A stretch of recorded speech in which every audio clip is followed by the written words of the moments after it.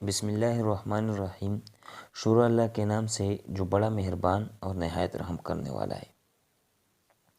आज हम क्लास 9 के जो सेकंड चैप्टर है जिसका नाम है सॉल्विंग अ बायोलॉजिकल प्रॉब्लम, इसके एक्सरसाइज को हम समझेंगे। एक्सरसाइज इसलिए क्योंकि एक्सरसाइज समझने से आपको चैप्टर का पूरा अंदाज़ा हो जाता है और अक्सर इस एक्सरसाइज को बताया नहीं जाता, इसको समझाया नहीं जाता, जो बहुत सारे स्टूडेंट से फिर ये रह जाता है। तो इसलिए हम इसके एक्सरसाइज को समझने की कोशिश करेंगे। तो पहला क्वेश्चन है, what is science, how does science work. Science क्या है और साइंस कैसे काम करता है, सी क्वेश्चन नंबर फर्स्ट। तो क्वेश्चन नंबर फर्स्ट में इसकी जवाब देखते हैं। तो वो जवाब यहाँ पर है कि what is science, how does science work. The word science is derived from Latin word scientia meaning knowledge. Science का मतलब है इल्म। साइंस जो है ना लैटिन वर्ड से डिराइव किया गया है जिसका माना है इल्म। The definition, the knowledge which is based on observation and experiment is called science.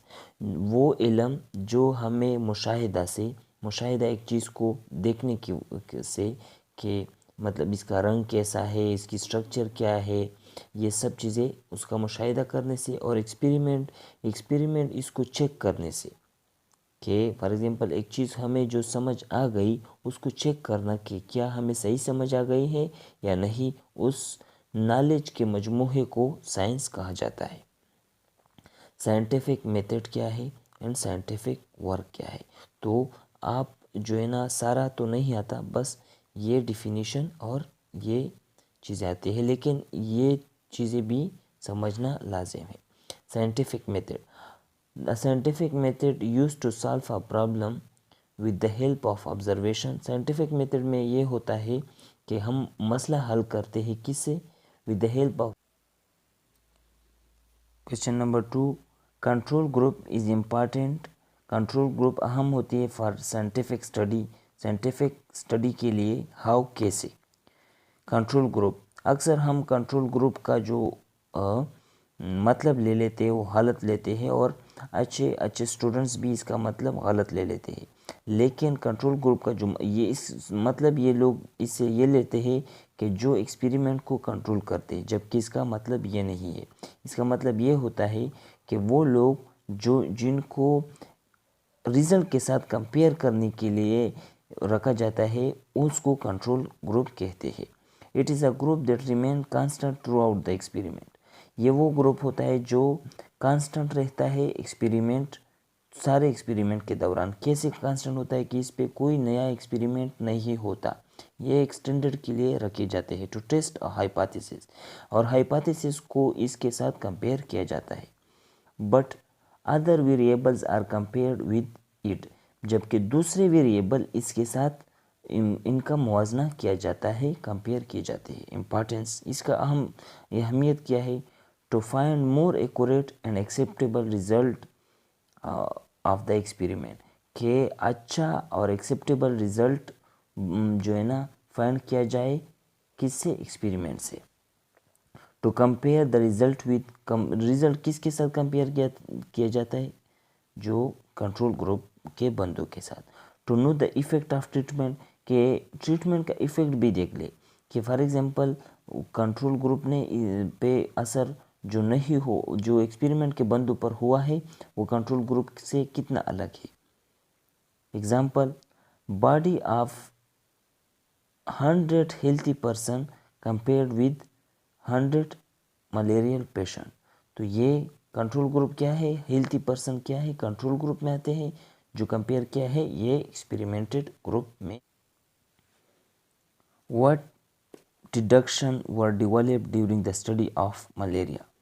Malaria को जो है ना समझने में, सीखने में क्या जो है ना डिडक्शन जो है ना समझ आ गए, क्या डिडक्शन लिए गए।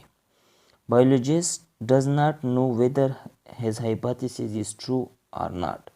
बायोलॉजिस्ट ने जो एक्सपेरिमेंट किए वो जो हाइपोथेसिस बनाए वो ये नहीं जानते कि वो सही है या गलत है, but he accept it may be true और make deduction, but he accept it, उन्होंने ये जहन बनाया, एक्सेप्ट किया कि ये ट्रू भी हो सकते हैं और मेक डिडक्शन, और उन्होंने एक डिडक्शन बनाई।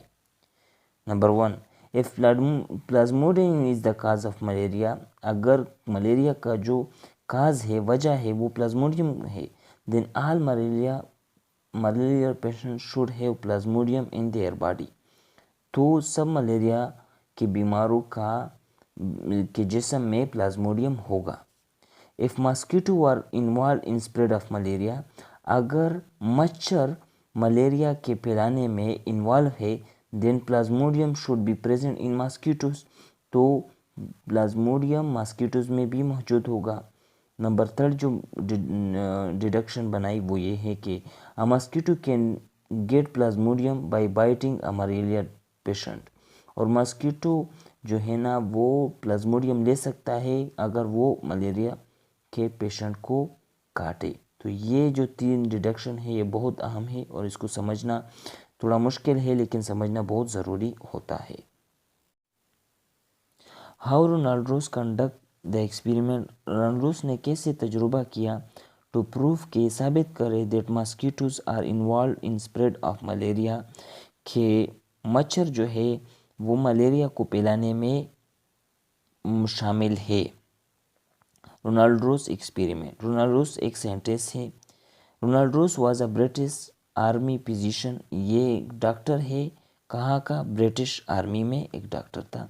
वर्क इन इंडिया, जो इंडिया में काम करता था, इन 1880s 1980 में। ही परफॉर्म्ड इम्पॉर्टेंट एक्सपेरिमेंट, उसने अहम जो है ना तजुर्बे किए टू टेस्ट, कि ये मालूम करे दैट मस्कीटो आर के मच्छर जो है इन्वॉल्व शामिल है in transmission of plasmodium, plasmodium को फैलाने में।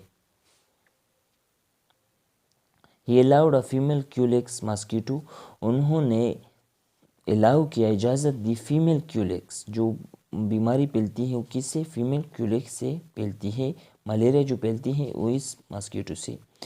टू बाइट स्पैरो, कि वो जो है ना परिंदे को काटे, सफरिंग फ्रॉम मलेरिया, जो जिसको मलेरिया था।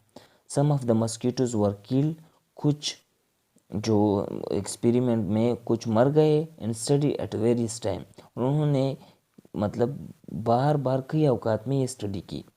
रोज ने ये मालूम किया that Plasmodium multiply in the wall of stomach, mosquito stomach, ये भी मालूम किया कि ये जो प्लाज्मोडियम था ये ज़्यादा हो गया इनके स्टमक में।